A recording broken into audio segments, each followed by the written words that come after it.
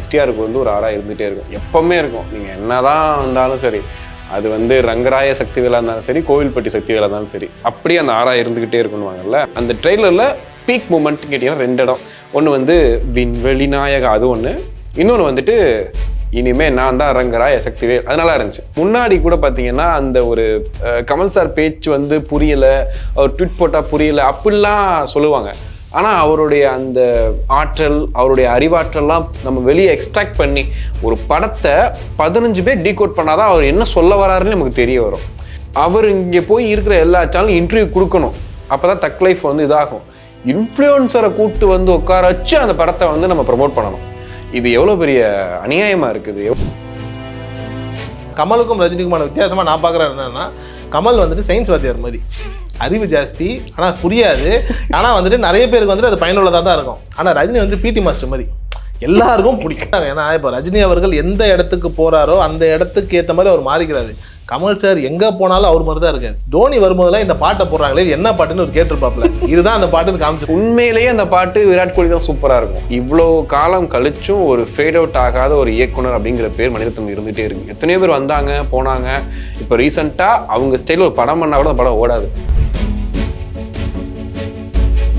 50க்கும் மேற்பட்ட உலக நாடுகளில் 100 கோடிக்கும் அதிகமான ஆகாயம் தமிழ் பார்வையாளர்களுக்கு பேரன்பும் திருநன்றி.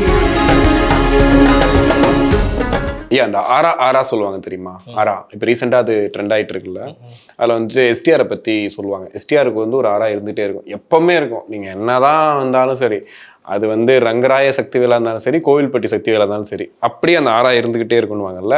எனக்கு ரீசெண்டாக ஒரு வீடியோ பார்த்தேன். அது அந்த ட்ரெய்லரில் பீக் மூமெண்ட் கேட்டிங்கன்னா 2 இடம் எனக்கு பிடிச்சது. ஒன்று வந்து விண்வெளி நாயகா, அது ஒன்று.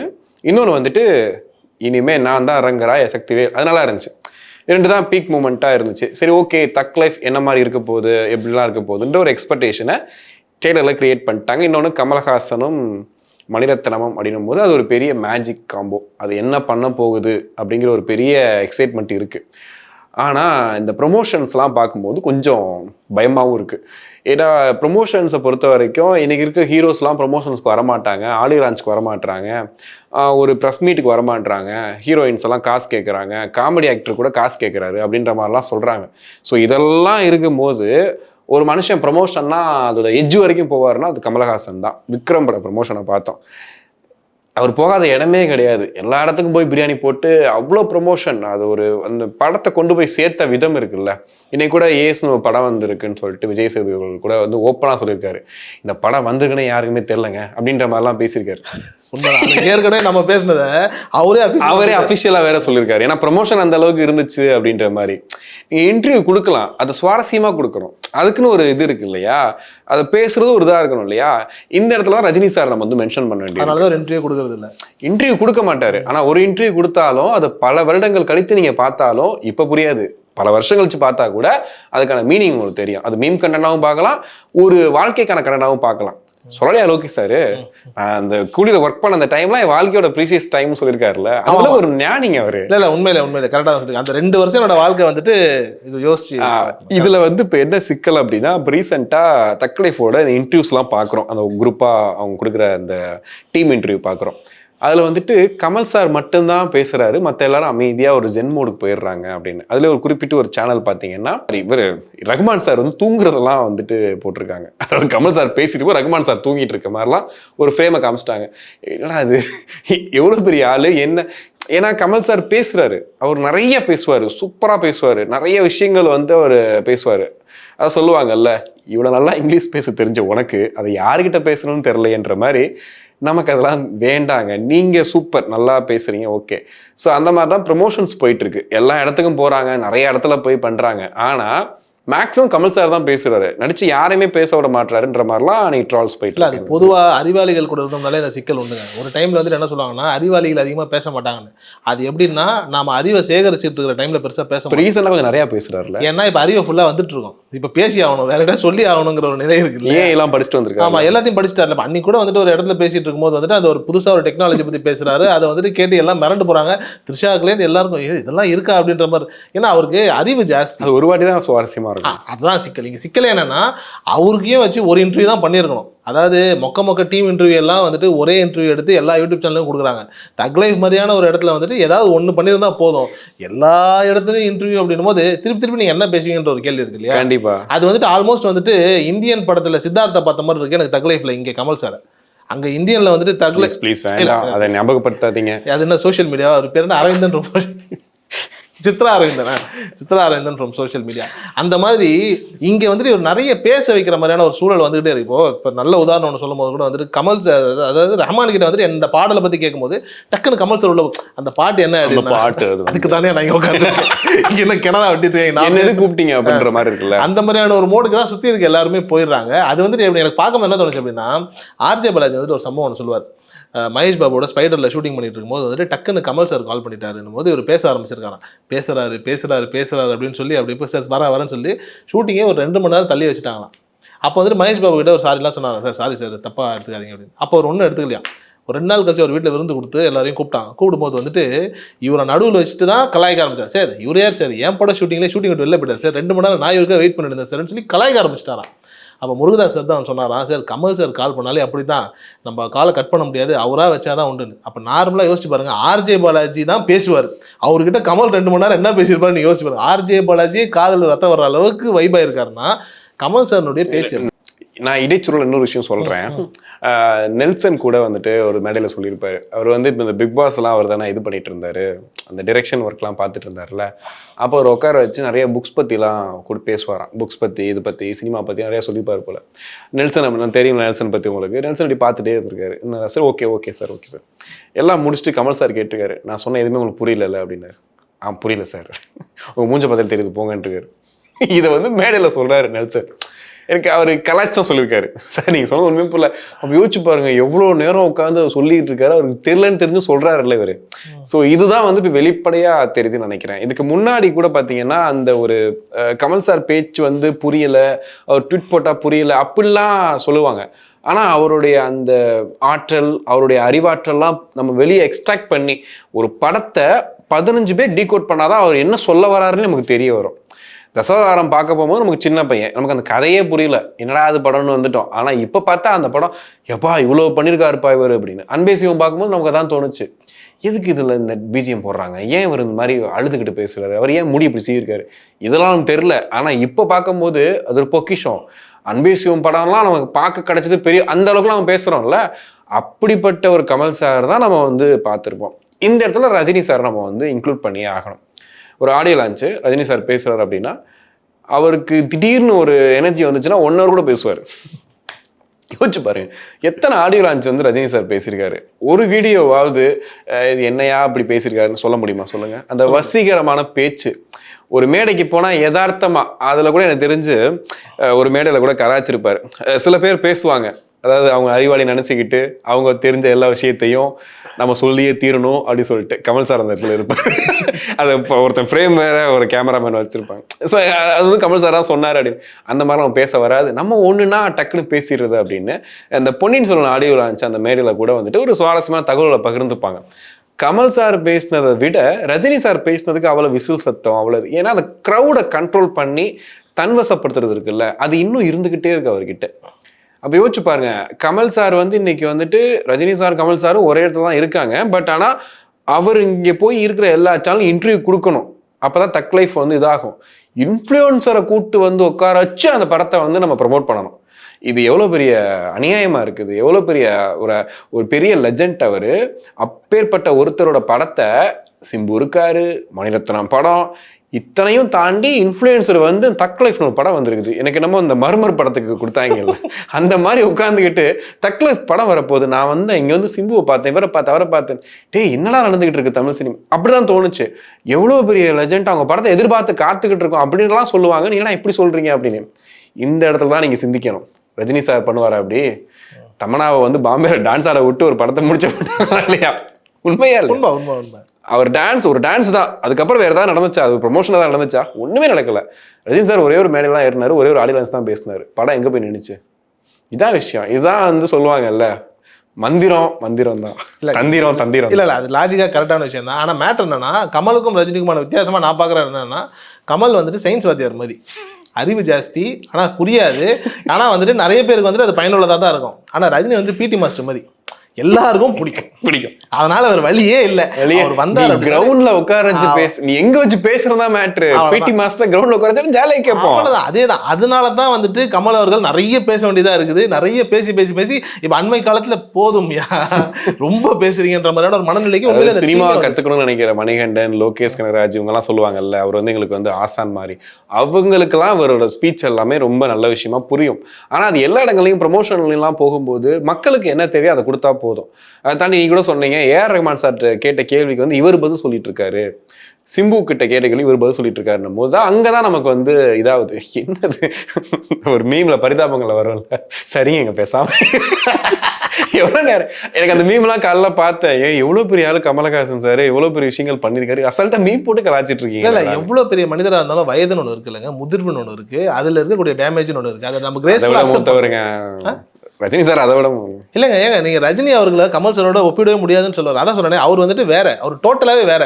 அவர் அதிகபட்சம் லூஸ் டாக் எங்க விடுவாருன்னா தமன்னா மேட்டர்ல தான் விடுவாரே தவிர்த்து வேற எங்கேயும் விட மாட்டாரு. அது லூஸ் டாக் இல்லைங்க, அது ஒரு குழந்தைத்தனமா அவர் சொன்ன விஷயம். இல்ல கரெக்ட் தான். பட் இந்த குழந்தைத்தனம் ஒரு 20 வருஷத்துக்கு முன்னாடி அவர் பேசியிருப்பாரா பாருங்க, பேசியிருக்க மாட்டாரு, பேசிருக்கூடாது. ஏன்னா அவர் குழந்தையா மாறினதுல இதுல மட்டும் தான் குழந்தையா மாறி இருக்காரு, மத்ததெல்லாம் தெளிவா தான் இருக்காரு. நான் சொல்றது நீங்க யோசிச்சு பாருங்க, இடம் பொருள் ஏவல்னு சொல்லுவாங்கல்ல, அது மாதிரி ஆடியோ லான்ச்ல என்ன பேசணும், என்ன பேசினா கை தட்டுவாங்க, என்ன சொன்னா வந்து அவங்க எல்லாத்துக்கும் பிடிச்ச ஒரு நடிகரா இருக்கலாம் ரஜினி சார் நல்லா தெரியும். அதே ரஜினி சாரை ஒரு பொது மேடையில ஒரு மருத்துவமனை சம்பந்தமான ஒரு மேடையில கூட்டு போனீங்கன்னா அங்க அவரோட தன்னோட லைஃப் வச்சு ஒரு கதை சொல்லுவார் பாருங்க. அதை வந்து 1 மில்லியன் பார்க்கறதுக்கு ஆள் இங்க இருக்கு, ரிப்பீட்டா பார்க்கறதுக்கு ஆள் இருக்குது.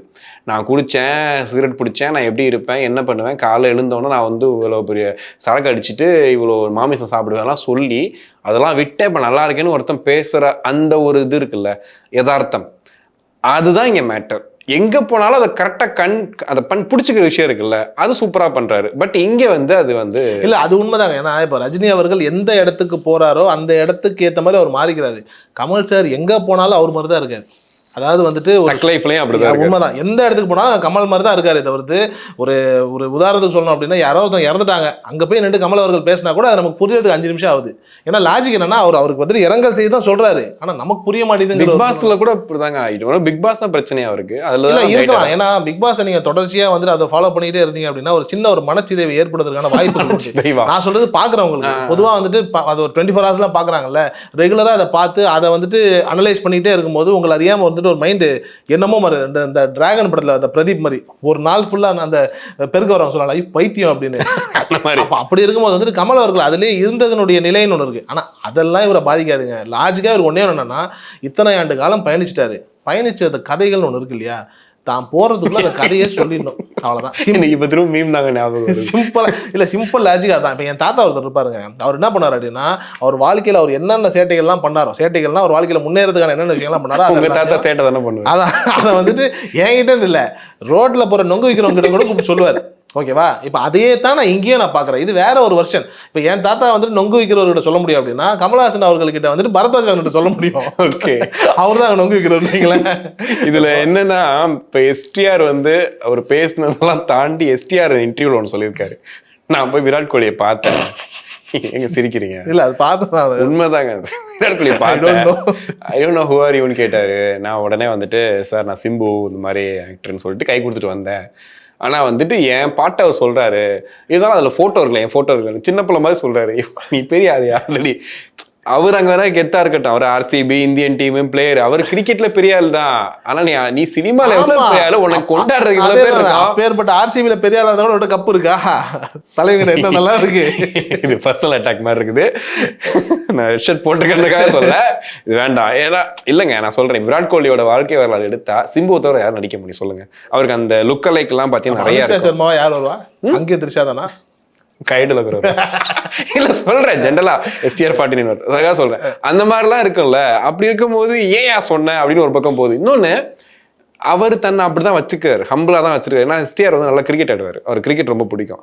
தென் அவர் அவ்வளவுதான் வச்சிருக்காரு. விராட் கோலி ஆமாங்க அவர் பெரிய ஆளுங்க நான் சொன்னாரு நீ சிங்கம் தான் பாட்ட சொன்னது ரொம்ப சந்தோஷமா இருக்கு. ஒரிஜினல் தானா இல்ல மீமா? ஒரிஜினல் தானே அது. இது நீ சிங் அவர் சொன்னார். அவர் வந்துட்டு நீங்க ஏஐ பார்த்து கேட்டு போயிட்டீங்க. எது சொன்னாலும் ஏஐன்ற மாதிரி எது வந்தாலும் ஏன்னு ஒரு டவுட் வருது. அப்படிலாம் கிடையாது. அவர் இன்டர்வியூல உங்களுக்கு பிடிச்ச சாங் போது நீங்க நம்ப மாட்டீங்க. நீங்க பாருங்க நீ சிங்கம் தான் பாட்ட பாரு சுற்றி நின்று நான் இதை எடிட் பண்றேன்னு நினைச்சேன். அது ஆக்சுவலி அவருக்கு அப்படி இருந்திருக்காது. தோனி வரும்போதெல்லாம் இந்த பாட்டை போடுறாங்களே என்ன பாட்டுன்னு ஒரு கேட்டிருப்பாப்ல. இதுதான் அந்த பாட்டுன்னு காமிச்சிருக்காங்க. நல்லா இருக்கு ஒரு பாட்டு நமக்கு இந்த பாட்டு எடிட் பண்ணலாம். உண்மையிலேயே அந்த பாட்டு விராட் கோலி தான் சூப்பரா இருக்கும். உண்மைதான். எனக்கு இதுல என்னன்னா ஆர்ஜே பாலாஜி தான் தீர்க்கதரிசி. அவரோட கமெண்ட்ரியில நீங்க கேட்டிருப்பீங்க ஒரு தடவை ஒரு கமெண்ட் நீங்க கூட யூடியூப்ல போட்டு பாருங்க. நீ நேர்கள் கூட போயிட்டு போட்டு பாருங்க. ரொம்ப அழகா கலாச்சிருப்பாரு அந்த பாட்டை போட்டு. இப்போ பாருங்க டக்குனு சுற்றி நின்று ஊரே அப்படின்னு கலாச்சிருப்பாரு. அவ்வளோ கலாச்சிருப்பாரு அந்த பாட்டை. எனக்கு தெரிஞ்சு அப்புறம் விராட் கோலி அந்த பாட்டை சொல்லும் போது இப்போ சிம்புவோட கனெக்ட் பண்ணும்போது எல்லாம் கனெக்ட் ஆகுது. அன்றே கணித்தார் ஆர்ஜே பாலாஜி அப்படின்ட்டு கண்டிப்பா அவருக்கு தெரிஞ்சிருக்குன்னு நினைக்கிறேன். ஸோ படத்துல இது மாதிரி படம் நல்லா இருக்கும். சூர்யா வச்சு படம் பண்றாரு. உண்மைதான். சூர்யா வச்சு படம் பண்றது வந்துட்டு அவருக்கு பிரச்சனையே இல்லை. எனக்கு சூர்யாவுக்கு தான் ரொம்ப பிரச்சனையா இருக்குது. சரி ஓகே நம்ம தகவலை வரோம்னு எங்க போனா இடைச்சொல்லா பாவம் எனக்கு அவரே கால் பண்ணி பேச போறாருன்னு நினைக்கிறேன். ஸோ எனக்கு தெரிஞ்சு தக் லைஃப் வந்து இந்த மாதிரி தான் போயிட்டு இருக்கு ப்ரொமோஷன் லெவல்ல. இப்போ ஏஸ்னு ஒரு படம் வந்திருக்கு. இந்த இடத்துல விஜய் சேதுபதி சிவகார்த்திகேயன் அந்த கம்பேரிசனே பார்த்து தான் ஆகணும். ஏன்னா அமரன் ஃபர்ஸ்ட் லுக் வரப்போகுது, அமரனோட வந்துட்டு பாட்டு வரப்போகுது, அமரனோட இது வந்துருச்சு அது வந்துருச்சுன்னு கிட்டத்தட்ட விஜய் அஜித் படத்தை கொடுக்குற அட்டென்ஷனை வந்து சிவகார்த்திகேயன் படத்துக்கு கிடைக்குது. ஆனா விஜய் சேதுபதி அதை விட ஒரு படி மேலே போய் பாலிவுட்லாம் படம் பண்ணிட்டு இருக்காரு. பயங்கரமா பிஸியா இருக்கு ஒருத்தர். ஆனா அவர் படத்துக்கு ப்ரொமோஷனுக்கு மக்களுக்கு கொண்டு போய் சேரலன்றதெல்லாம் பெரிய ஆச்சரியமா இருக்கு. அப்ப என்ன நடக்குது இண்டஸ்ட்ரியில, என்ன ஆயிட்டு இருக்கு அப்படின்ற மாதிரி இருக்கு. ஏன்னா ரொம்ப யதார்த்தமா சொல்லக்கூடியவர் நீங்க பார்த்தா கமலா தேட்டர்ல உட்காந்து சொல்லிட்டாரு இந்த மாதிரி படம் வந்ததே அது மாதிரி தெரிலங்க, கொஞ்சம் சீக்கிரமா ரிலீஸ் பண்ண வேண்டிய சுச்சுவேஷன் ஆகி போச்சுன்னு சொல்லிட்டாரு. ஸோ இந்த மாதிரியும் இருக்கு. ஸோ இந்த நீங்க ப்ரொமோஷனுக்காக ஒர்க் பண்ணுறது ஒரு பக்கம் இருக்கலாம். ஆனா என்ன பேசுறீங்க, எவ்வளவு சுவாரஸ்யமா பேசுறீங்க, அதெல்லாம் கொஞ்சம் யோசிக்கணும். இல்ல யோசிக்கணும். ஆனா எனக்கு தெரிஞ்சு கமல் சார் அந்த யோசிக்கிற இடத்துல இல்ல. அவரை பொறுத்த வரைக்கும் ஒன்னே ஒன்று தாங்க. நான் திருப்பி ஒன்னே ஒன்று தான் சொல்றேன். வா நான் சொல்றேன். ஏன்னா ஆக்சுவலி ஒரு சூப்பரான ஸ்டேட்மெண்ட் வந்து பிருத்திவிராஜ் சொல்லியிருப்பாரு. சமீப காலமாக மம்முட்டி அவர்களுடைய சாய்ஸ் ஆஃப் ஃபிலிம்ஸ் வந்துட்டு பயங்கர வெரைட்டியாக இருக்கும். அவரோட ஸ்டார்டிங்கில் என்னென்ன மாதிரியான வெரைட்டி பண்ணாரோ அவர் இப்போ ஆல்மோஸ்ட் இப்போ அதை பண்ணிட்டு இருக்காரு போது அப்போ பிருத்திவிராஜ் சொன்னார், இல்லை சார் அவர் வந்துட்டு அவருடைய மைண்ட் செட்டில் ஒரு ஜோனுக்கு வந்துட்டார், இதுக்கப்புறம் என்ன ஆகிட போகுது பார்த்துக்கலாம் அப்படிங்கிற ஜோன்ல இருக்கிறதுனால தான் அவரால் பிரம்மயோகம் பண்ண முடியுது. இப்போ அந்த காதல்னு ஒரு படம் பண்ண ஆமா ஆமா அந்த கேரக்டர்லாம் பண்ண இப்போ காதல்ங்கிற கேரக்டர் வந்துட்டு ஒரு சூப்பர் ஸ்டார் கேரக்டர்ல இருக்க ரேஞ்சில் பண்ண மாட்டாங்க. இப்போ இன்னைக்கு இருக்கக்கூடிய அந்த சொசைட்டி நார்ம்ஸ் வந்து அதை பண்ண மாட்டாங்க. அதெல்லாம் ஏன் எடுக்கிறாருன்னா இதுக்கப்புறம் என்ன, ஸோ அந்த ஒரு மனநிலைக்கு வந்துடுறாருல. அதே தான் கமல் சார் வந்துட்டு என்ன அப்படின்னா இதுக்கப்புறம் என்ன, நான் எனக்கு தெரிஞ்சதெல்லாம் சொல்லிடுறேன். இப்போ போய் அவர் ஏஐ படிக்கணும்னு என்ன அவசியம் இருக்குது, இதை படிச்சுட்டா எனக்கு இருக்க தெரிஞ்ச ஆட்கள் எல்லாம் சொல்லிடுறேன். எனக்கு டைம் இல்லை, டைம் சீரியஸாக இல்லை. அவர் லிட்டரில் அவர் அப்படி தான் இருக்காரு. ஏன்னா 70 வயதுங்க. இப்போ நம்ம வந்துட்டு என்ன அதிகபட்சம் என்ன எத்தனை வருஷம் அப்படின்னு நமக்கு அந்த ஒரு கால்குலேஷன் வரும்ல. அப்போ அதுக்குள்ளே நான் எல்லாத்தையும் சொல்லணுங்கிற அந்த ஒரு தாக்கம் இருக்குல்ல. சொல்லணும் இல்லை பண்ணணும் பாருங்க எல்லாம் அது நிறைய பண்ணிடுவாருன்னு வைங்களேன். அதை சொல்லணுங்கிறது வந்துட்டு இந்த இன்டர்வியூஸ்ல உட்காந்து மருதநாயகம் படம் ஏஐல தான் வரப்போகுதுன்னு நினைக்கிறேன். ஆமாம் ஆமாம் அவர் ஏதாவது பண்ணிட்டு மருதநாயகம் படத்தில் வர கால்ஷீட் கிடைக்கலாம் டக்குன்னு ஏஐல போடலான்னு இது பண்ணுறாரு. இல்லை வாய்ப்பு இருக்கு. ஏன்னா அவர் இப்போ போய் பண்றாரு அப்படின்னா மருதநாயகம் இருக்கிற 400 ஸ்கிரிப்டா 500 ஸ்கிரிப்டா இருக்குன்றாங்க அவர்கிட்ட. என்னங்க பண்ணுவார் அதெல்லாம் வச்சுக்கிட்டு. ஓகே அட்லீஸ்ட் நல்லா இல்லாத படங்களுக்கு அந்த ஸ்கிரிப்டை கொடுத்தாலாவது வந்துட்டு என்னங்க. எனக்கு இப்போ ஒன்னே ஒன்று தாங்க என்ன ஓடுதுன்னா மணிரத்னம் ஒரு லெகசி வந்து கிரியேட் பண்ணி வச்சிருக்காரு. அவர் படங்கள் வந்து தோல்வி படங்கள்னு சொன்னா கூட அந்த படத்தை இன்னொரு வாட்டி பார்க்கலான்னு தோன்ற அளவுக்கு இருக்கும். கமர்ஷியலாக அந்த படம் பெருசாக போகலைன்னு வாங்க. ஆனால் வந்து பர்சனலி இந்த படத்தை பார்க்கும்போது மணி சாரோட அந்த ஆங்கிள் வா சூப்பர், அந்த ஃப்ரேம் அப்படின்ற மாதிரி இருக்கும். தக் லைஃப் அந்த லிஸ்ட்டில் சேர்ந்துடணும். ஏன்னா இவ்வளோ காலம் கழிச்சும் ஒரு ஃபேட் அவுட் ஆகாத ஒரு இயக்குனர் அப்படிங்கிற பேர் மணிரத்னம் இருந்துகிட்டே இருக்குது. எத்தனையோ பேர் வந்தாங்க போனாங்க. இப்போ ரீசெண்டாக அவங்க ஸ்டைலில் ஒரு படம் பண்ணால் கூட அந்த படம் ஓடாது அப்படின்ற மாதிரிலாம் ஏகப்பட்ட பேர். ஏஆர் முருகதாஸ் படமே வந்து ஒரு படம் ரீசெண்டா வந்துச்சு இல்லையா, சிக்கந்தரா. அது பார்க்கும்போது ஆமா சில படங்கள் என்ன அது பழைய டச் இல்லையன்ற மாதிரிலாம் இருக்குது. பெரிய பெரிய இயக்குனர் சங்கரா இருக்கட்டும் படம் பண்றாங்க. இந்தியன் 2 பண்ணும்போது நமக்கு என்னடா சங்கர் கிட்ட இப்படி ஒரு படமான்ற மாதிரிலாம் தோணுச்சு. ஸோ இவ்வளோ காலம் கழிச்சு இணைகிறாங்கன்ற அதே எக்ஸ்பெக்டேஷன் தான் சங்கருக்கு இருந்துச்சு, சங்கர் கமலஹாசன். அந்த எக்ஸ்பெக்டேஷன் தக் லைஃப்ல இருக்கு. அதை வந்து கெடுத்துறாம இருக்கணுன்றதான் நம்மளுடைய ஒரு ஆசை. ஏன்னா அந்த லெகசிங்கிறது நம்ம சொல்லணும்ல, இத்தனை பேர் ஃபேட் அவுட் ஆயிட்டாங்க, எவ்வளோ பேர் வந்துட்டாங்கன்னும் போது ஒவ்வொரு வாட்டியும் அந்த ட்ரெண்டை வந்து கரெக்டாக பிடிச்சி அடிக்கக்கூடிய மணிரத்னம் அவர்கள் அது விட்டுறக்கூடாது. அது ஓகே கண்மை எடுத்ததும் அவர் தான், கடல் எடுத்ததும் அவர் தான். நாளைக்கு இந்த படம் தக் லைஃப் எடுக்க போகிறதா வரும்போது அந்த லெகசி விட்டுறக்கூடாது. இன்னைக்கு இருக்கக்கூடிய 2K கிட்ஸ்க்கும் அந்த கனெக்ட் ஆகிறவங்களுக்கு அந்த படத்தை கொடுக்கணுன்றதுக்காக தான் அவர் உழைச்சிருப்பாரு. எனக்கு தெரிஞ்சு சிம்புவோட அந்த ப்ரெசன்ஸ் எல்லாமே சூப்பராக இருக்குது, எல்லாம் ஓகே. பட் அது கதையாக சரியாக போய் உட்காந்துச்சு அப்படின்னா நல்லாயிருக்கும். என்னமோ இங்கிலீஷ் படம் பேர்லாம் சொல்றாங்க, அதெல்லாம் கனெக்ட் பண்ணியிருக்காங்கன்ட்டு. அதெல்லாம் தெரியாது. அதெல்லாம் ஒன்றும் இல்லை, அது நாயகனே தான் திருப்பி எடுத்திருப்பாங்க. அவர் இல்லை, இப்போ யோசிச்சு பாருங்களேன், இருக்கிற எல்லா இங்கிலீஷ் படத்தையும் சொன்னா கூட தம்பி அது ஏற்கனவே நாயகனே ஆக்சுவலி காட்ஃபாதர். ஆமா அதே தானே. இப்போ இதுல கூட கமல் சார் ஒரு இடத்துல சொல்லியிருப்பார்ல, அந்த ஒரு பாயிண்ட், ஒரு இன்ஸ்பிரேஷன் இதுக்குள்ள இருக்கு. பட் என்ன, அதுல வந்துட்டு 30 வயசுல இருக்கும்போது 60 வயசுல கேரக்டர் பண்ணிட்டு இருந்தாரு. இப்போ இதுல 60 வயசுல இருக்காரு, நாங்க 30ல ஸ்டார்ட் பண்றோம்னு இருக்காரு. எனக்கு தெரிஞ்சு உண்மையாக லோக்கி தான் ஃபேன் பாய். ஃபர்ஸ்ட் ஹாஃப்லேயே கமலை போட்டு தள்ளிட்டு செகண்ட் ஹாஃப்ல காட்டினார்ல. இப்போ பேச போகும்போது அதான் தோணுது, தக்கலை.